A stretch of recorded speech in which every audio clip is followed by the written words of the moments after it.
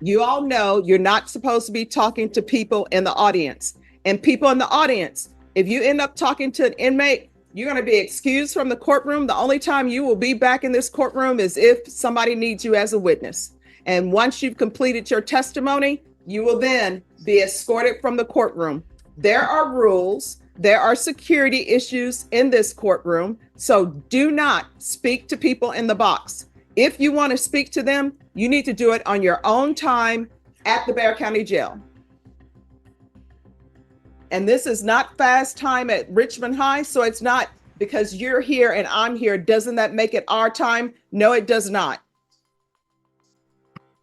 All right. Court is going to call 2024 CR 007361, 2024 CR 007359, State versus Johnny Abel Munoz. Can I have parties announced for the record for the state? Daniel S. for the state of Texas. For the defense? Adrian Bettis. And are you Mr. Munoz? Yes, ma'am. All right. You entered a plea in each of these cause numbers on September 10th. You entered a plea and the cause number ending in 59 to count 1 and count 2. You entered a plea of guilty and you pled true to the repeater allegation.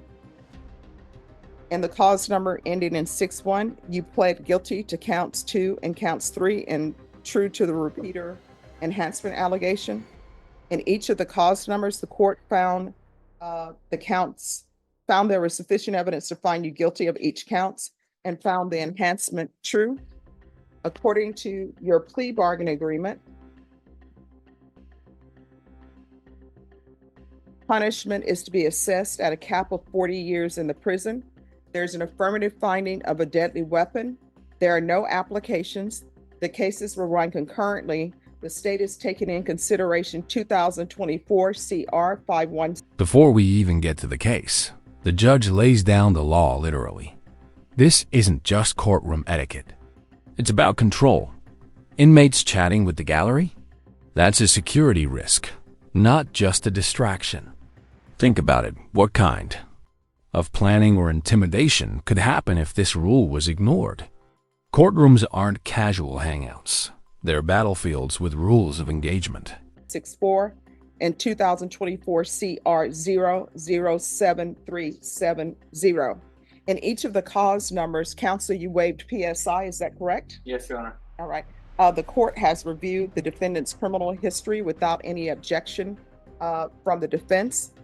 And it's the court's understanding. Do you have any witness? Excuse me, everyone. Y'all need to whisper as though you were spies. If you cannot do that, then y'all need to stop talking. All right, you may proceed. They're investigating a suspicious person at this motel. When they arrived, they attempted to locate the defendant. One of the officers was looking down the hallway and was shot at by the defendant. The officers had to take cover. Several people from the motel from inside their rooms came out. The defendant at that point forced them at gunpoint to let him in the room. He then let them go, but continued firing at officers. He then also fired at others through the walls of the motel and could have killed several other people. Several people had to evacuate the rooms. Competency exam, also based off of the defendant's initial behavior. That very well might have been just because he was on drugs, but there, as far as I know, there's not been an official mental diagnosis. So he is competent. Yeah, oh yes. And he was sane at the time of the offense. Let's pause. A 40-year cap, multiple guilty pleas, and an affirmative deadly weapon finding. That last one? It's huge. It enhances the sentence and limits parole eligibility. Plus, the charges are stacking like a bad hand in poker. This isn't just punishment. The system's saying, you crossed a line with bullets, not words. Yes. All right. So then here's my next question. Previously, he went to prison for aggravated assault with a deadly weapon. Is that correct? Yes. So why did he have a gun? Because he's not allowed to have a weapon. I don't have a good answer for that, Judge. He shouldn't have had a gun. And I know that I'm asking a lot, but that's my job to ask for a lot. No, I understand. And I know very well, Judge, he might not be he might not be deserving of mercy, but that's kind of the point of mercy, is to be merciful to the people that don't deserve it.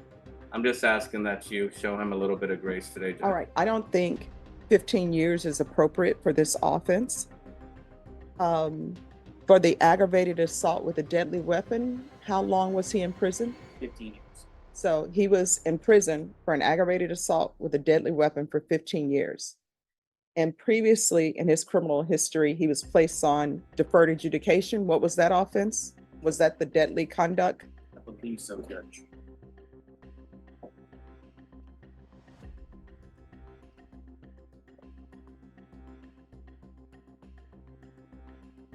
The ag assault, he was convicted and placed in confinement in 2008 for 15 years. Trying to find the deadly conduct, he was convicted and also placed on for 15 years. All right. All right, this is where I'm at. And I will tell you, whenever you go to judges school, they always tell you, say as little as possible on the record, right? But Boom, there it is. The elephant in the room. Why was a convicted felon in possession of a firearm? Under federal and state law, that's a standalone offense. The defense's answer? No good reason? That moment of honesty? Painful. Because it underlines the seriousness of recidivism and how a single bad choice can reload a dangerous cycle. I'm a firm believer that when you explain to people a little bit why you're doing the things that you're doing, so people won't think it's arbitrary. When I was a defense attorney, I would always feel that people were just randomly maybe throwing out numbers. And I'm not saying that the state is doing it in this case. I think the offer that they tendered is an appropriate offer in this case. A lot of times when people have cases that are aggravated assault with a deadly weapon, if somebody's pointing a weapon at somebody. Okay, lean in. This is where it gets real. Most judges try to stay tight-lipped. But here, she breaks from the script to explain why this sentence matters. And this isn't just sentencing, it's soul-searching.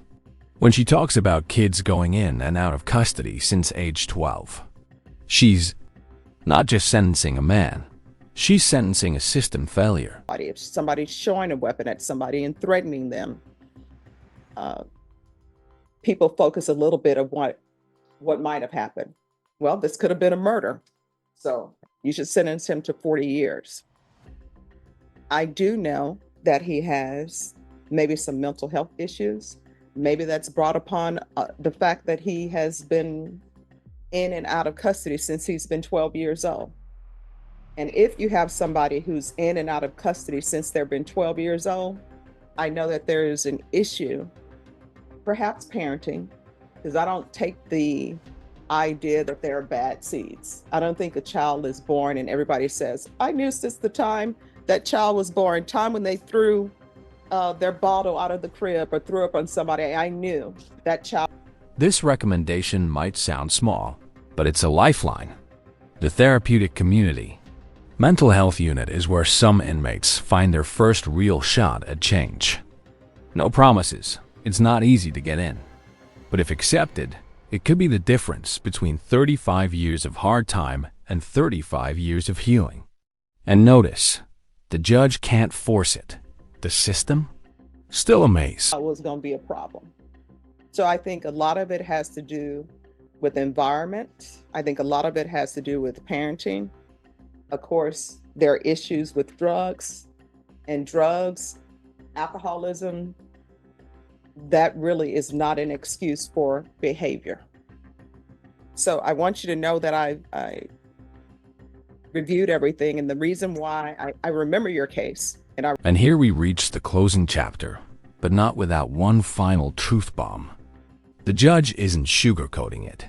Prison changes you. It's easy to become institutionalized. But her message? Choose a different path. If not now, then when? And that, come back to me if you're lost. That's rare. That's humanity. A system with steel bars and just a flicker of grace. Remember you. And the reason why I asked them to give me the stipulations again is because I want to be sure of everything that I read and make sure that my memory is correct on things. Of course, you know, this one is not an appropriate situation for probation because that's been tried with you before. All right.